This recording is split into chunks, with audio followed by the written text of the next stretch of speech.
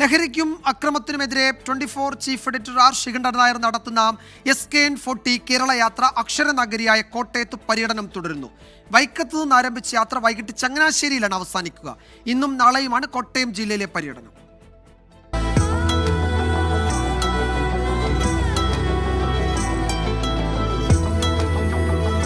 ചരിത്രമുറങ്ങുന്ന വൈക്കത്തിന്റെ മണ്ണിൽ നിന്നായിരുന്നു SKN40 കേരള യാത്രയുടെ തുടക്കം.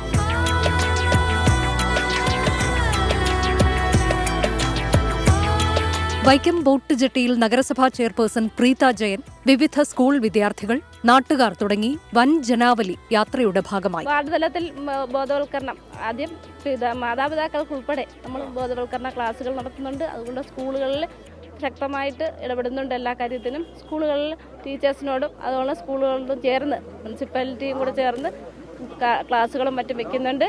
കേരള ചരിത്രത്തിലെ ഐതിഹാസിക സഹന സമരമായ വൈക്കം സത്യഗ്രഹത്തിന്റെ ഓർമ്മകളിൽ വൈക്കം മഹാദേവ ക്ഷേത്രത്തിന് മുന്നിലും യാത്രയെത്തി.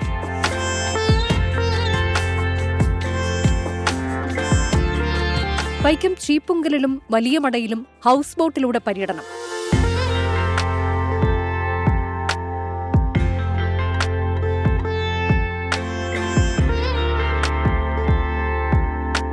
ലഹരിക്കെതിരായ പ്രതിജ്ഞ ഉറക്കെ ചൊല്ലി കടുത്തുരുത്തി സെയിന്റ് മൈക്കിൾ സ്കൂളിലും കേരള യാത്ര എത്തി. അന്യസംസ്ഥാനത്ത് നിന്ന് ഇതൊരു അച്ചുതണ്ട് പോലെ പ്രവർത്തിച്ച് അച്ചുതണ്ട് നിയന്ത്രിക്കുന്ന ഏറ്റവും വലിയ സംഘടന ശക്തികളുടെ താഴ്മയിൽ നമുക്ക് അറുത്തു വീഴ്ത്തണം. വിദേശ നാടുകളിൽ നിന്ന് കേരളത്തിന്റെ മുകളിൽ ഒരു ഡെമോക്രസിയുടെ വാട് പോലെ തൂക്കിക്കിടക്കുന്ന ഈ MDMA-യുടെ വെല്ലുവിളി എന്നേക്കുമായി ഇല്ലാതെയാകണം. വൈകിട്ട് ചങ്ങനാശ്ശേരിയിൽ സമ്മേളനം നടക്കും. 24 കോട്ടയം.